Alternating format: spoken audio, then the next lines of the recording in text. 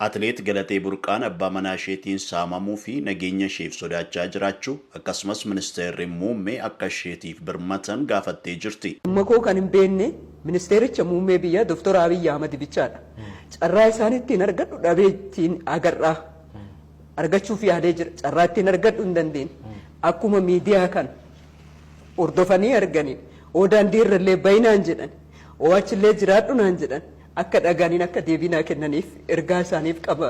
Dirreewwan atileetiksii addunyaa irratti injifannoo galmeessitee maqaa biyyaa waamsifteen kan beekamtu atileetiin beekamtu lammii Itoophiyaa Galatee Burqaan abbaa warraa ishee heeyyama ishee malee qabeenya ishee gurguree jiraachuu himattee jirti. Abbaan warraa ishee qabeenya ishee waggaa 20f dhamaatee horatte hundaa ragaa bakka bu'iinsaa of harkaa qabu fayyadamuudhaan gurguree fixuu kan ibsitu atileetiin kun konkolaataa manaa fi hojii 5 keessaa 4 gurguruu fi libireen konkolaataa maqaa namoota hin beekamneetti jijjiiramee ishee eeguu ibsite. Abbaan warraa ishee obbo Taaddalee Gabramadiin Gabramaariyaam jedhamu waldorgommiidhaaf biyya alaa deemtee osoo jirtu hanga isheen deebitutti ragaa bakka bu'iinsaa isheen kennite fayyadamuudhaan manneen 11 kan badhaasaa fi kennaadhaan argatte keessaa 10 gurguree ishee eeguu imimmaaniin dubbatte. Ammas qabeenya ishee harka ishee irratti hafee jiru fudhachuudhaaf sodaachifamaa akka jirtu himatte. Dhiphina sababa kanaan itti dhufe irratti dabalataan ammoo nageenya isheef yaaddoo qabaachuu yeroo ammaa kana abbaan warraa ishee miidhuu danda'a jettee sodaachuudhaan lubbuu isheetiif akka sodaattu leenjii dhaabdees waggaa tokkootiif mana turuu ishees gammadaa sha'uutti himtee jirti. Saamichaa fi miidhaa irra ga'ee jiru kanaafis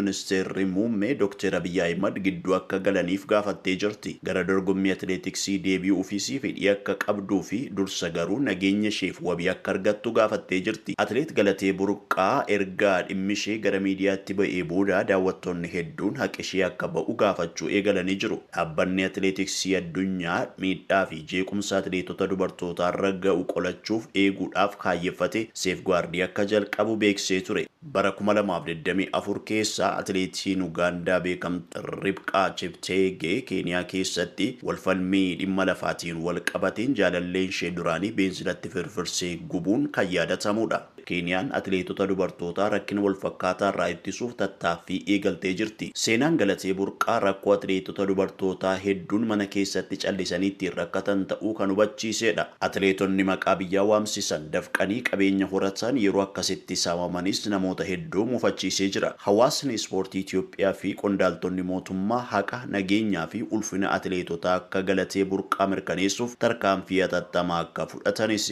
dhaamamee jira. Akka deebinaa kennan hin barbaada. Maaliif du'aaf jiruu keessa jira? Maatii koo wajjin daandii irra ba'utti jira. Qadeessa qabeenya kana mara horadhee daandii irratti ba'uuf jira.